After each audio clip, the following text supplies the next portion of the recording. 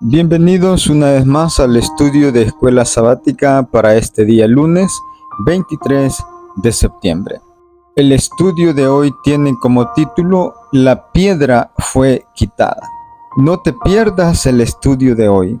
Te invito a que puedas leer Marcos 16 versículos 1 al 8 y Primera de Corintios capítulo 15 versículos 1 al 8. Responde la pregunta: ¿qué tienen en común estos pasajes? Cuando tú lees ambos pasajes, tanto Marcos 16 como Primera de Corintios 15, tratan sobre la resurrección de Jesucristo y su importancia fundamental para la fe cristiana. En Marcos 16, 1 al 8, este pasaje narra el descubrimiento de la tumba vacía por parte de María Magdalena, María la madre de Jacobo y Salomé. Al llegar al sepulcro, encuentran la piedra removida y un joven vestido de blanco que les anuncia que Jesús ha resucitado. Este evento ocurre el primer día de la semana después del sábado. Y en 1 Corintios 15, versículos 1 al 8, encontramos en este pasaje el apóstol Pablo recuerda a los corintios el evangelio que les predicó, enfatizando que Cristo murió por nuestros pecados, fue sepultado y resucitó al tercer día, conforme a las Escrituras. Pablo también menciona las apariciones de Jesús resucitado a Cefas, que es Pedro, a los 12 apóstoles, a más de 500 hermanos, a Jacobo, a todos los apóstoles y finalmente a él mismo. ¿Qué tienen en común estos dos pasajes bíblicos? En primer lugar, la resurrección de Jesús. Ambos pasajes confirman que Jesús resucitó de entre los muertos, un evento central en la fe cristiana.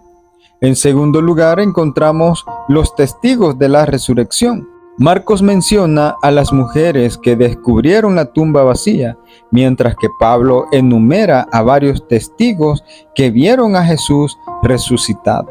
En tercer lugar, vemos el cumplimiento de las Escrituras. Pablo subraya que la muerte y resurrección de Jesús ocurrieron conforme a las Escrituras, lo que también se refleja en el relato de Marcos.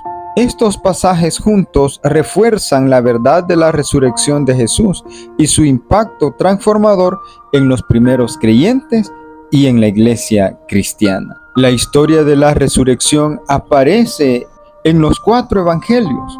El autor de cada uno de ellos presenta el relato desde una perspectiva diferente, pero todos ellos registran los conceptos centrales presentes también en 1 Corintios 15, versículos 1 al 8. Hay 4 ideas que aparecen una y otra vez: murió, fue sepultado, resucitó, fue visto. En Marcos, las primeras 2 ideas aparecen en el capítulo 15. Las otras 2 están en el capítulo 16, pero con un giro. Marcos 16:7 habla de una reunión en Galilea y allí le veréis, como dice Juan 21. Para algunas personas es inconcebible que los cristianos crean en un Señor resucitado, pero la evidencia de su resurrección es sustancial y consistente con la razón. Para empezar, todo lo que uno tiene que hacer es creer en Dios como el Creador, como dice Génesis 1, versículo 2. Y la idea de la resurrección, un milagro, llega a ser razonable. El Dios que creó el universo y por ende la vida en la tierra, ciertamente tiene el poder, si así lo decide, de resucitar a Jesús. La existencia de Dios no convierte la resurrección de Jesús en algo inevitable, solo en algo razonable. Además, la tumba estaba vacía. Aún los historiadores ateos aceptan ese hecho. Si así no fuera, la aseveración acerca de la resurrección de Jesús habría fracasado desde el principio, pues la existencia de su cuerpo habría destruido cualquier pretensión de que hubiera vuelto a la vida. Luego, la explicación de que los discípulos sustrajeron el cuerpo es insostenible, ya que no podrían haber burlado a la guardia.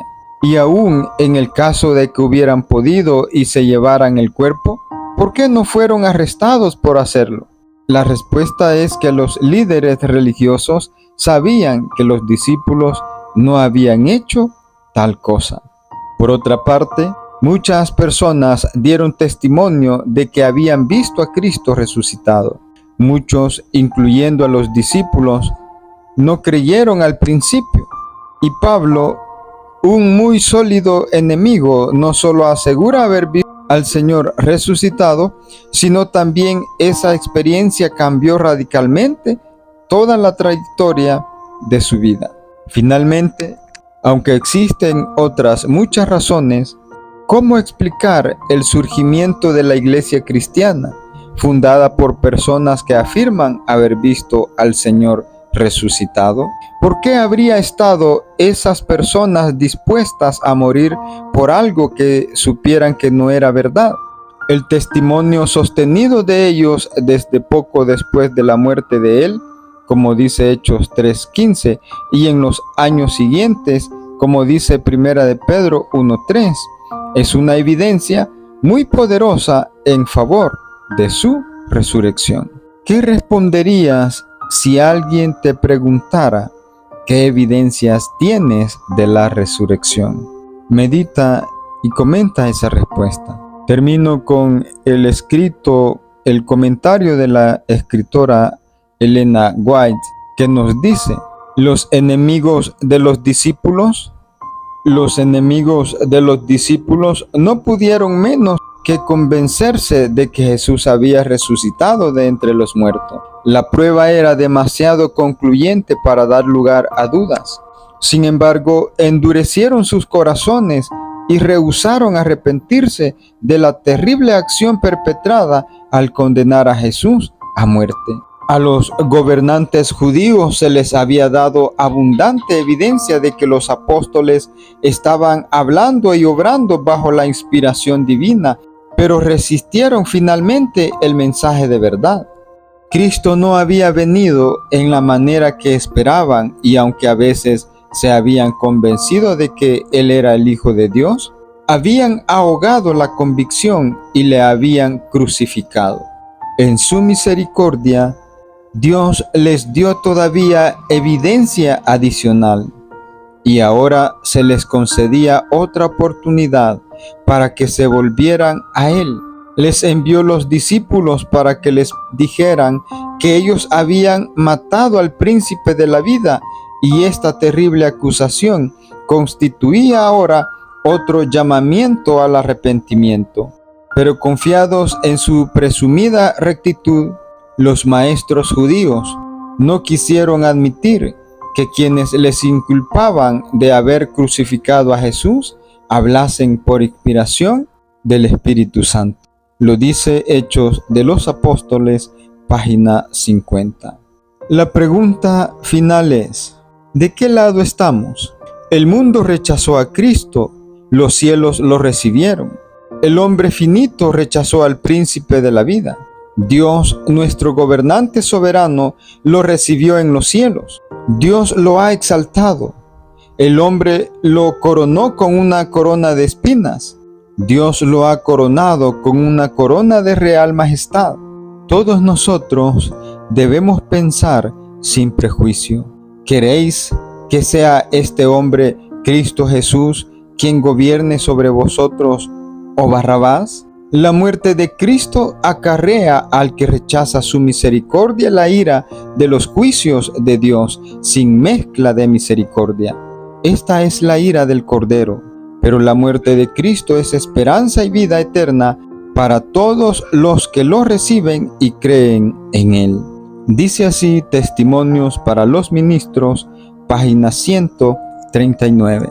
No olvides suscribirte y compartir con tus seres queridos. Te esperamos en la próxima.